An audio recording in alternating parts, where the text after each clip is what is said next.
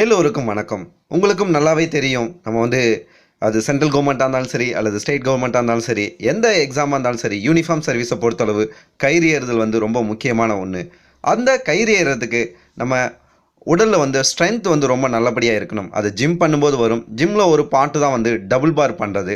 So அந்த double bar எப்படி பண்ணுறது அப்படிங்கிறது தான் இந்த வீடியோவில் நான் ஒரு 6 எக்ஸசைஸாக சொல்லியிருக்கேன். இதில் நான் கவுண்டிங் ஓரளவுக்கு கொஞ்சம் கொஞ்சமாக தான் பண்ணியிருக்கேன்.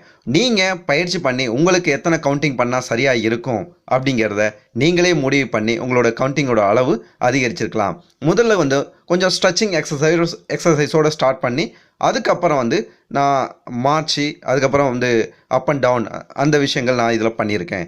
இந்த பயிற்சிகளை நீங்கள் வாரத்தில் 2 அல்லது 3 நாள் ஈவினிங் டைமில் நீங்கள் பண்ணலாம். பண்ணும்பொழுது கண்டிப்பாக உங்களுடைய தோள்பட்டை, மார்பு, கை இது எல்லாமே வலுவடையும். இதனால் கயிறு ஏற ரொம்ப சாதகமாக அமையும். அந்த பயிற்சிகள் எப்படி செய்யறது இந்த வீடியோவில் பார்க்கலாம். வாங்க வீடியோக்குள்ளே போவோம்.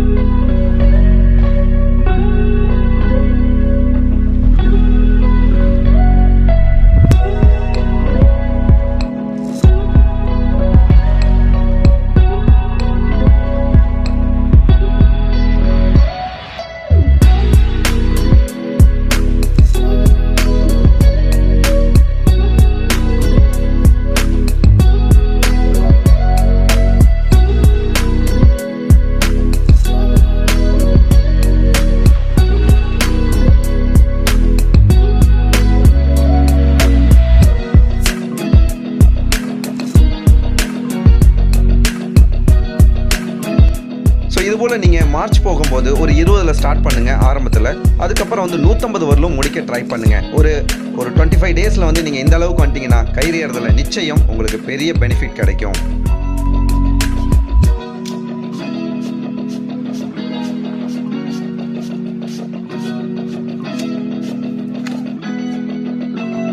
இது பாரே இதுவரையிலும் செய்யாதவங்க முதல்ல ஏறி இப்படி நின்னுங்க. அப்புறம் கொஞ்சம் கொஞ்சமாக கையை மடக்கி பண்ணுங்க. அதுக்கப்புறமா கீழே போக ஆரம்பிங்க.